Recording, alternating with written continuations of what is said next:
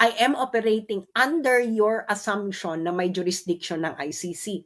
Kung may jurisdiction ang ICC sa Pilipinas, then dapat nag-ooperate ka according to arrest proceedings ng ICC. Hindi ka nag-operate.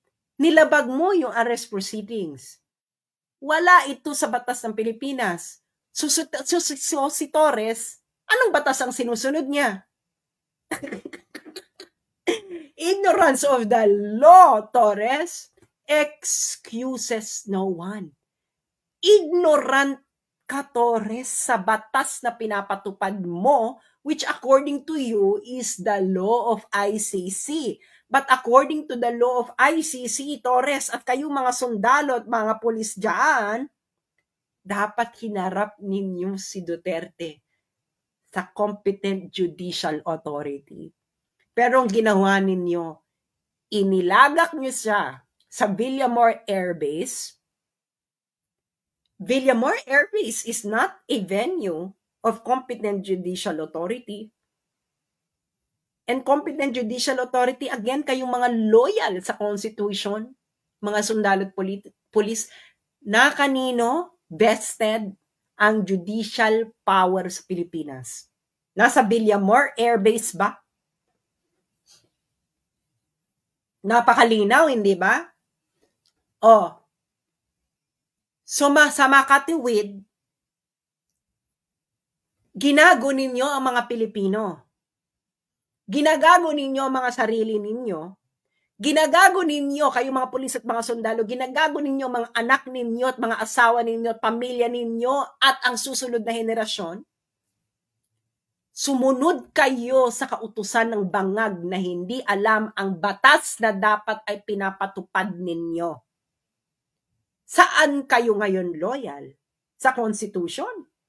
O nasaan sa Constitution na tama yung ginawa ninyo? According to the Constitution, international law is part of the law of the land. Kayo nagsasabi, pinapatupad ninyo ang warrant of arrest ng ICC. Ergo, you are complying within the law of ICC. Dapat. Nag-comply ba kayo? No. Ba't hindi kayo nag-comply? Dahil hindi nyo alam ang batas. Is that an excuse? Ignorance of the law excuses no one. Oh, nagpagamit kayo kasi sa mga politiko. Ngayon, etong mangyayari dyan, mga sundalo, mga pulis, mag-isip-isip na kayo. The first defense of Duterte is the violation of Article 59.2. ICC ngayon ay mapupunta sa hotspot kasi malinaw na malinaw. Hindi hinarap si Duterte sa harapan ng competent judicial authority ng Pilipinas. Pag nagsalita ang ICC na okay lang na hindi iharap sa competent judicial authority, ICC will be violating its own rule. Napakalinaw, this is ordinary meaning ng language principle. And this will be taken up. But I'm sure by the UN Security Council. Sino mga permanent members ng UN Security Council? China, Russia, US, France, UK. Well, maybe US, hindi natin alam kung anong magiging response. But Russia and China will definitely move to cancel the proceedings. Suspend at least. UK at France. Paano i-justify ng UK and France na malinaw na hindi hinarap si Duterte in front of a competent judicial authority ng Pilipinas?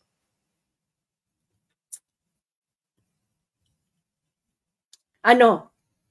Sige nga, anong legal calisthenics ang gagawin ninyo? Article 59.2, pagka-aresto, dapat ihaharap sa competent judicial authority. Hinarap nyo ba sa competent judicial authority ng Pilipinas? No. Kitang-kita ito lahat ng Pilipino. Ay, nako. Digong, yung mga nandun sa Daheg kay Digong, you're going to be free there because your rights were not respected by the custodial state. You will. When you come back to the Philippines, take maybe airline associated with Russia or with China. Tapos dumuan ka dun sa safe na ruta. And then when you come back, finish what you started, Digong. Yung mga sundalo dyan at mga pulis, anong batas ang sinunod ninyo? Paki-justify sa Pilipino. According to the ICC statute, Article 59.2, pagka-aresto, iaharap nyo dapat sa competent judicial authority yung inaresto ninyo. Ginawa nyo ba? Bakit hindi nyo ginawa? Walang nag-inform sa inyo. Aba, ignorance of the law doesn't excuse anyone. You were not operating under any law when you arrested Digong, dinala mo siya sa Villamor Air Base, at isinakay mo siya sa eroplano. Dahil ang procedure, arrest, iaharap sa competent judicial authority. Ang competent judicial authority, titingnan yung warrant, titingnan yung procedures in accordance with the law ng Pilipinas kung nag-comply. At ikatlo, doon magre-request si Digong ng interim release. Karapatan niya yun, nakalagay dito. Nirespeto nyo ba? Kayong mga sundalo at mga pulis, sinong nag-utos sa inyo para labagin mismo ang batas ng ICC?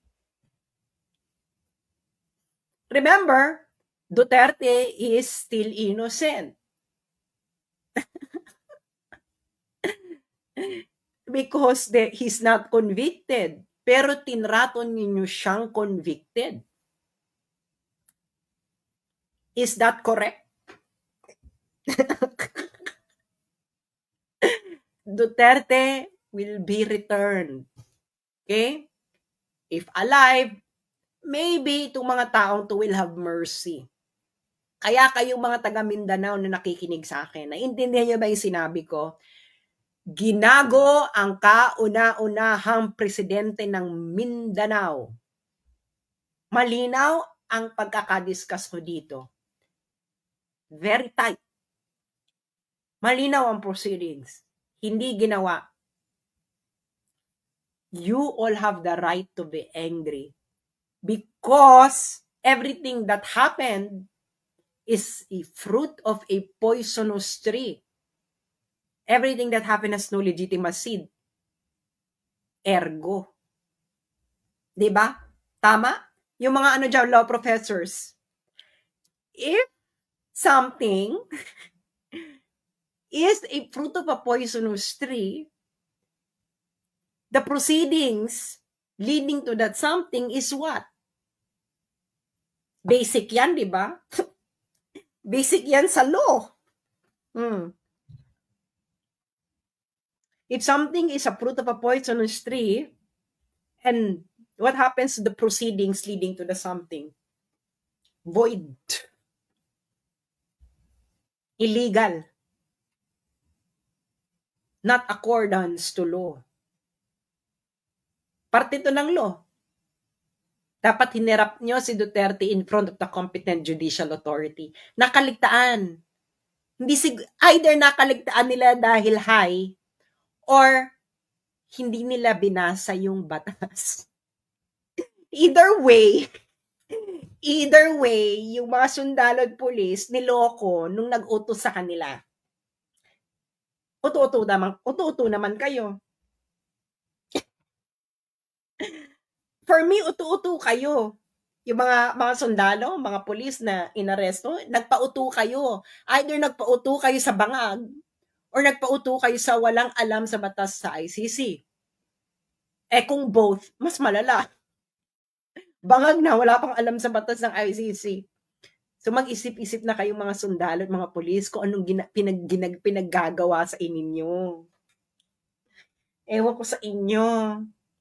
Duterte, this is the first thing na titingnan.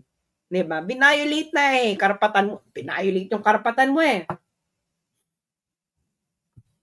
Oh. Fruit of a poisonous tree. So, yun lamang po. At maraming salamat. Keep sharing. At yung mga polis at sundalo dyan. Yung mga law din.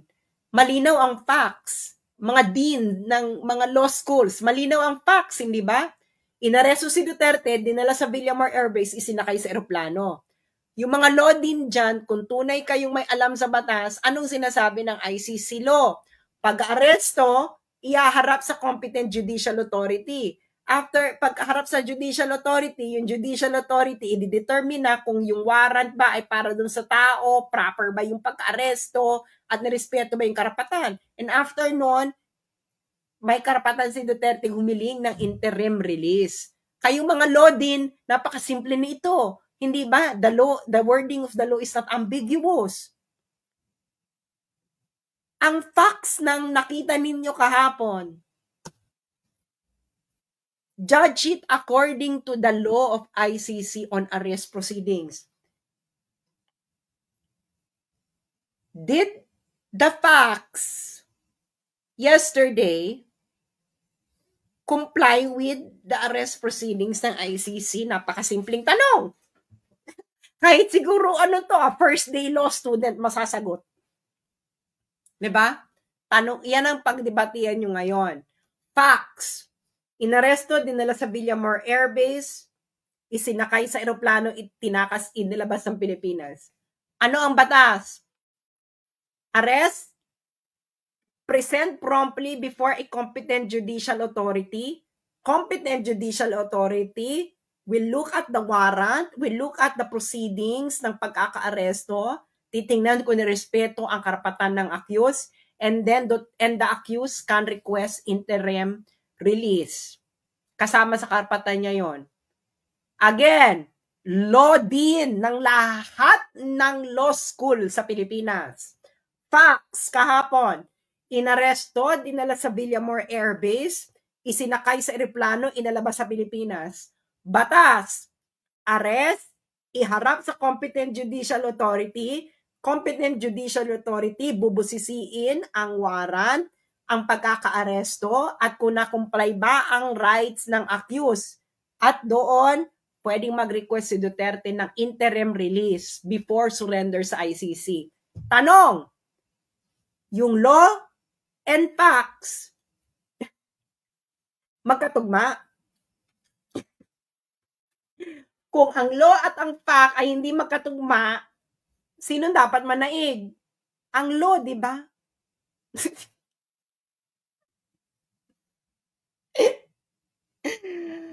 Tangina. Tama ako? O mali? Kung mali ako, dapat matinding legal calisthenics ito. Malino yung batas. Ulitin natin, mga law din, mga law students. Facts. Inaresto, dinala sa Villamor Air Base, isinakay na eroplano, ipinuslit ng Pilipinas. Batas. Dapat inaresto, pagka-aresto, ipipresenta sa harapan ng competent judicial authority. Competent judicial authority, titingnan ang warrant, titingnan kung ang pagkaka-aresto ay nagko-comply ba ito sa batas ng Pilipinas at kung ang rights ng accused ay sinunod.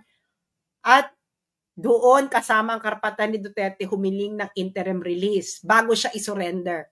Tanong again, ulit-ulitin natin para pumasok sa kokote ninyo. Yung batas ba at yung facts kahapon ay magkatugma? Ay, Diyos ko, kahit siguro grade 5 ang natapos, masasagot ang tanong ko. Maraming salamat po sa inyong lahat.